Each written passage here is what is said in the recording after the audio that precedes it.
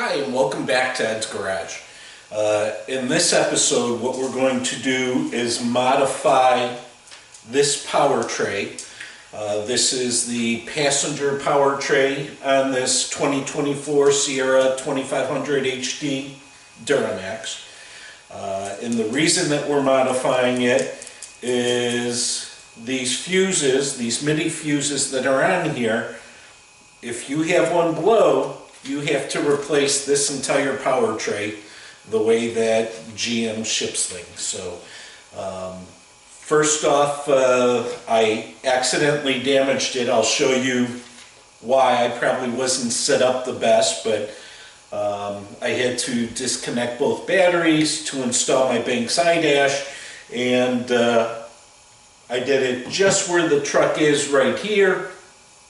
It was late January, wasn't really nice outside, that I wanted to back up and have the garage door open. So I'll kind of show you how I was squeezed in here, which led to the accident. This thing barely fits in my third bay. Naturally, with what junk I have up front, I had to go squeeze around here, get around my recycling bin, and then squeeze in this little opening so I could get to the battery. And this is the negative back here, so I'll go and show you. But basically what happened is, with a 10mm ratchet here, the handle of the ratchet reached over to here, and when we go inside we'll show you what that translated to. Okay, so what that translated to is the negative battery for this is right about here, so that as I was in a precarious position and going to take this off, I unfortunately let that handle, while on the negative post, touch there. There was a 60 amp MIDI fuse that was right there, and it blew it. And the problem, as I had mentioned previously, let's get that fuse off of there. Easier said than done. We'll worry about that later. My hands are too big. The problem is that these things are spot welded, is what I'm going to say. I don't know the proper term, but they are spot welded onto this bus bar. So what you have to do when you have a failure is go and replace this whole thing, and we'll show you here that part number there that you can get a look at. Hopefully that's legible.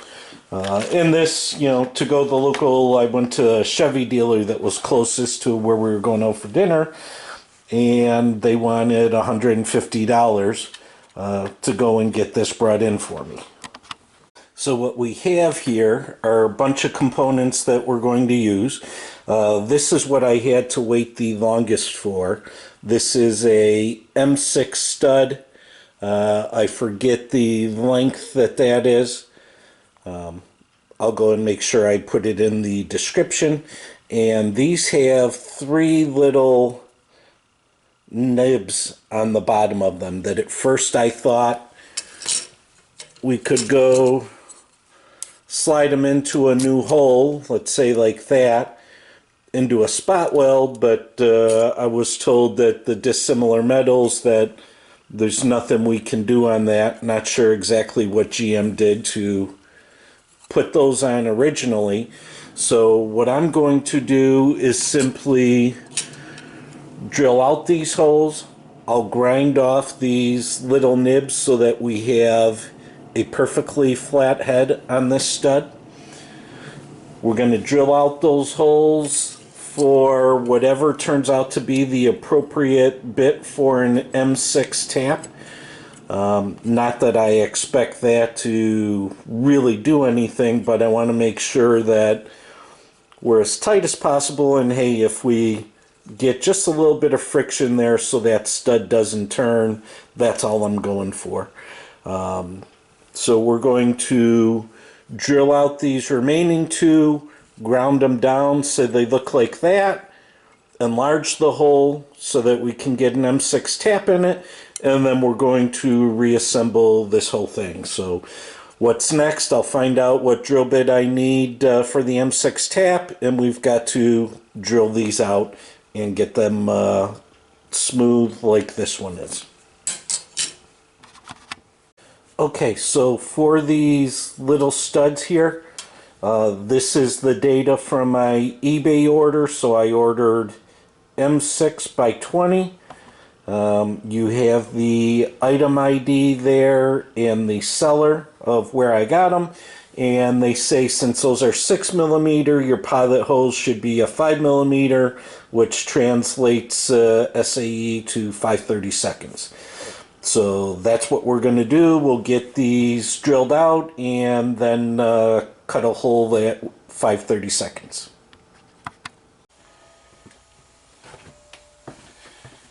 Okay, so the first thing we got to do is drill out two more holes. Make sure I can see exactly where the center of the holes are.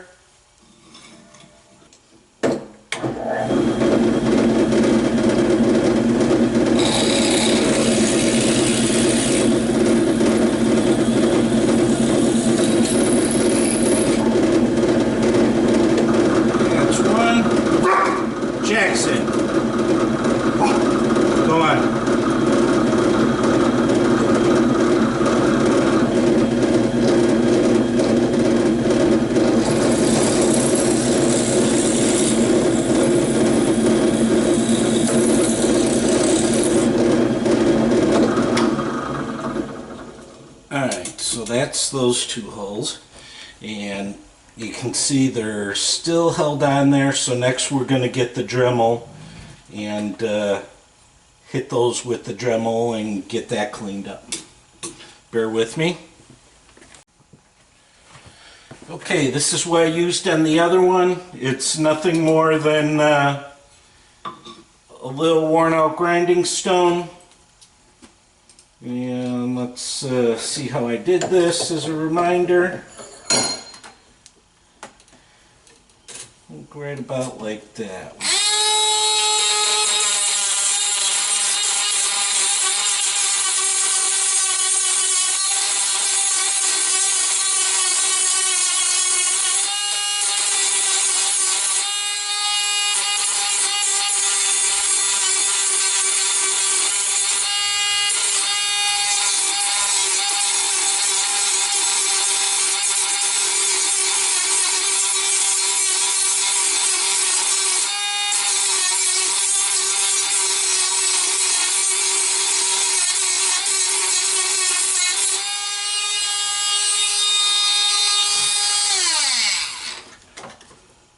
I'm hoping to reuse these two fuses, so I don't want to go completely through, but there's still more there I've got to get to.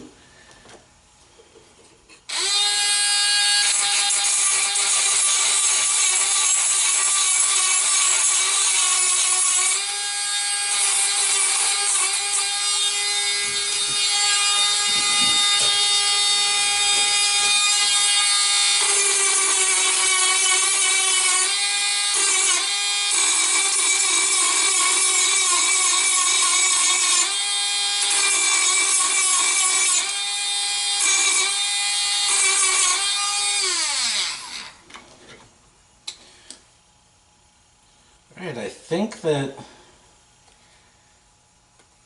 should about be it. That at this point I just need to get a little screwdriver under there to pry. Hang on.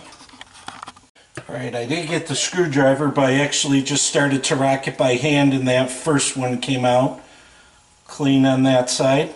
We'll test to make sure that's still a good fuse, and on this one,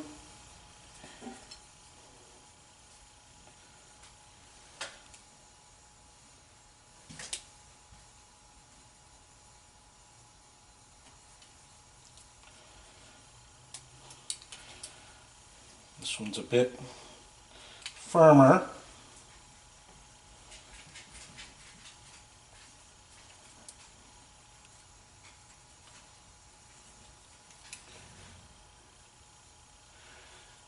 Let me run through that hole again real fast. Just, I think there might be a little bit there.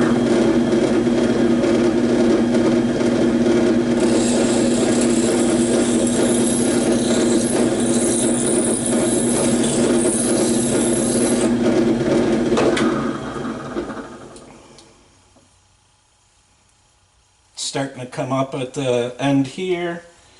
Just trying to do this. There we go. Okay, so now I've got to fully clean that up. There's a little bit of a nib there.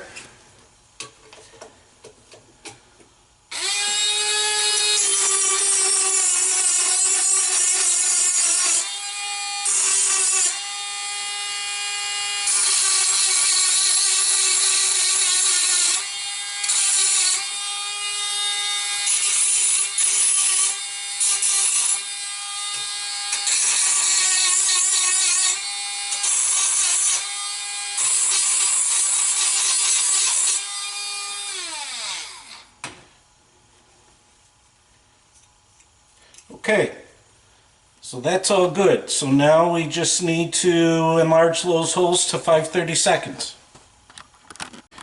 Okay, we're going to go a little bigger, but I don't think that 5/32 is going to do it. I grabbed my M6 tap and it's much different. So we'll start there.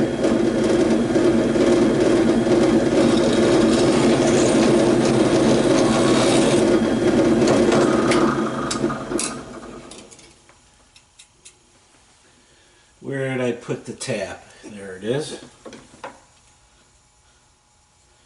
Yep, that's not going to do it. Let me go and reset. We're probably going to go too bigger.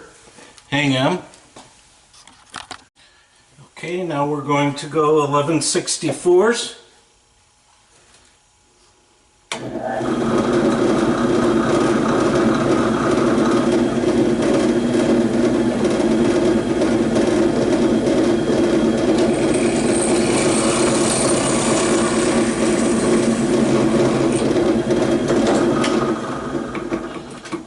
That does. Just a little bit shy. We're going one more.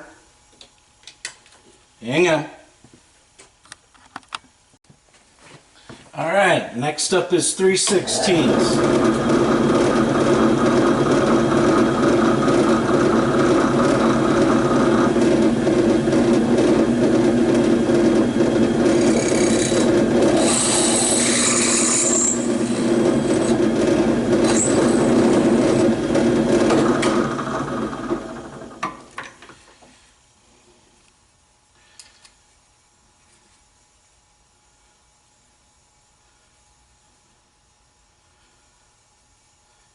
Looks like that might be catching, so we're going to go with that and give it a try. 2 more to go.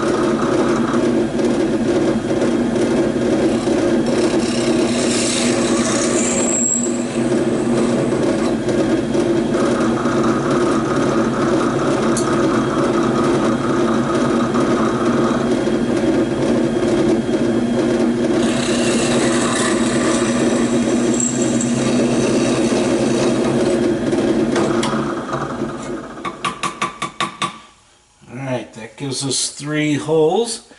Let's get tap handle now, and we'll be back to here. Okay.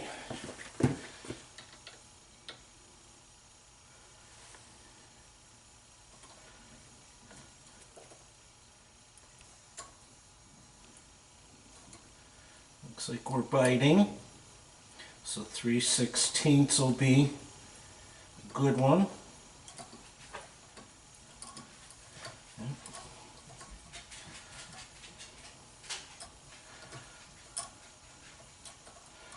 Okay, let's back that out and do 2 more.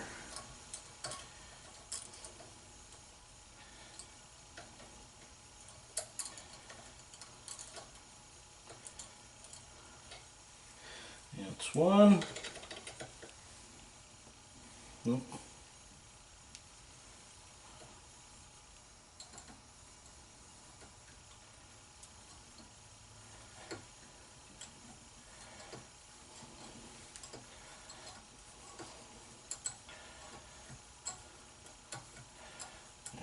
2.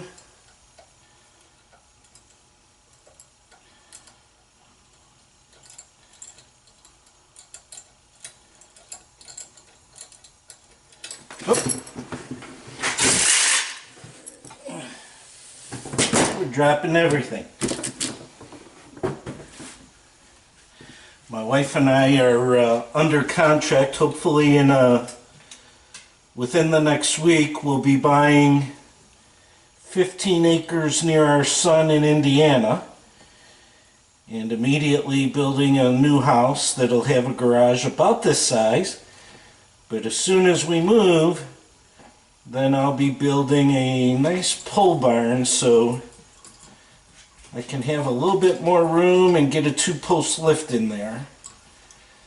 So anxious for that. We've been in this house, this September will be 27 years, so it's going to be a big move for us.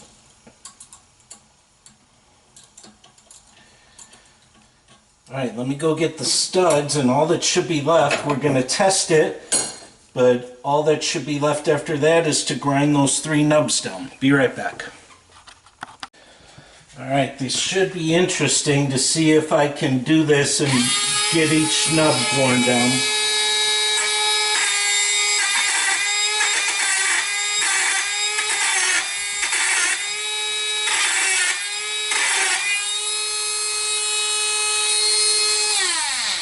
That's one. We'll do that again.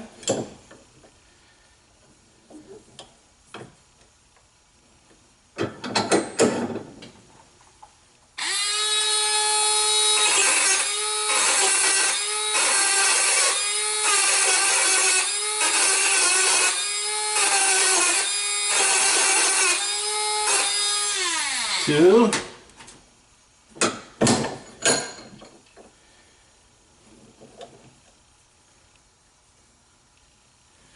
Alright, number hook, let's get that mounted better so I'm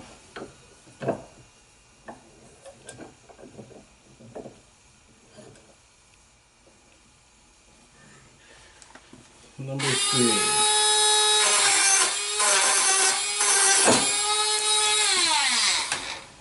Didn't think that was mounted the best.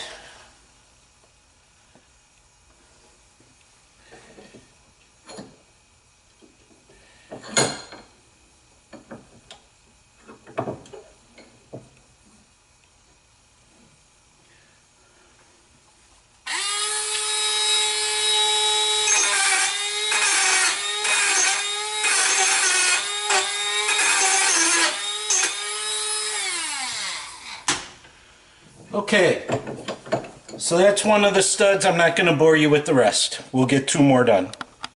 Okay, so it turns out that grinding these studs down is worthless, and the reason for it, I'm not sure if you'll be able to see it, but that little bit of the bolt that protrudes just about as much as the nib on the stud isn't threaded, so it doesn't go all the way down.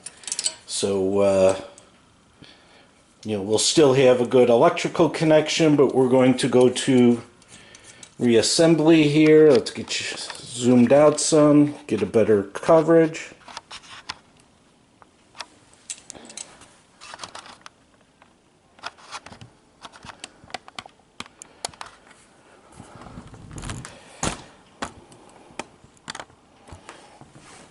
Alright, so we'll get this fully inserted here. So get each one of these studs so they're nice and tight. We'll pull this over and get it to line up. That's going to go on there, and there's little plastic tabs here that hold this in, and then this part of this goes underneath. So let's get that apart. Am I on the screen? It looks like it. So that sits roughly about like that. And then this is going to come in. Get that. Here's the There's the two tabs. This is going to go and spin with that right in between there. Where's the big nut?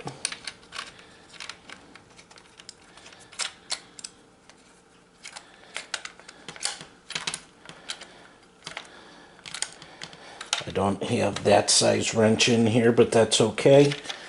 So we've got where that is put down. So at this point, we're simply putting our fuses back in. So we had a 60 amp up top. That's going to go there. We had, oh, we might have to drill these out just a little bit bigger. Let me go do that. Okay, that didn't work so well. That is a 1/4 inch hole, so I went to go do a 1/4 inch hole, and that's what happened. So we're just going to put in new fuses. I had bought them, they're here. So these are off Amazon. MIDI fuse 60 amp 2-pack that we have there for the first two.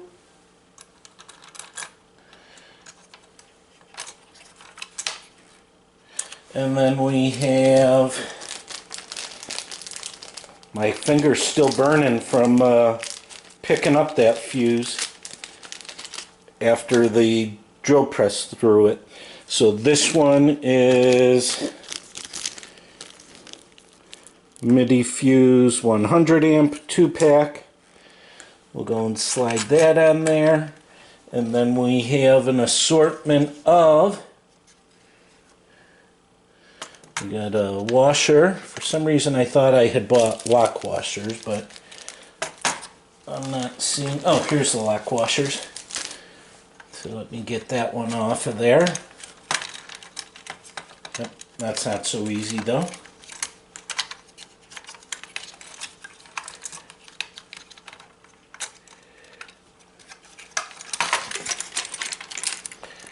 There we go.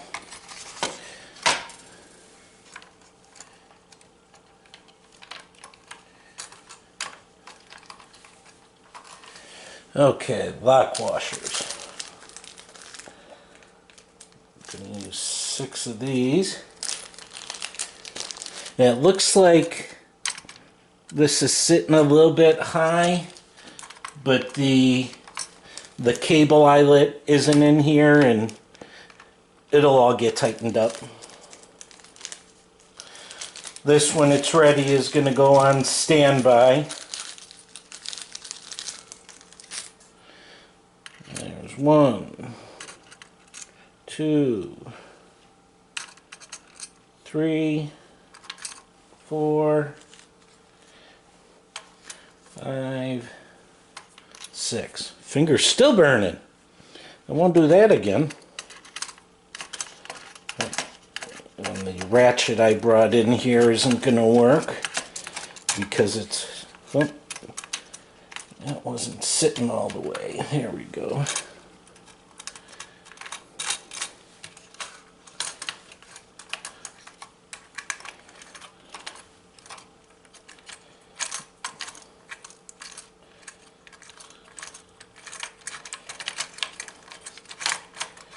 Let me be right back.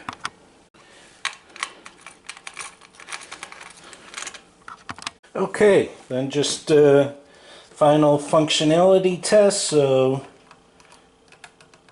to be going from there to there, we got continuity there. We've got it there. And we've got it there. So we now have a repaired unit to go on the shelf and be ready for next time. So I hope that this was useful to you. Hopefully the next person that has this, they've got a little downtime to order the parts, but that's pretty simple to go drill those out and be able to put in new MIDI fuses, so that, you know, if you're just replacing the singular fuse, you're spending $6 to $8, not $150. So thanks for sticking with me, And as always, if you haven't subscribed, please subscribe. If you thought this was useful content, appreciate a like button. Like and a thumbs up. Thanks. Bye.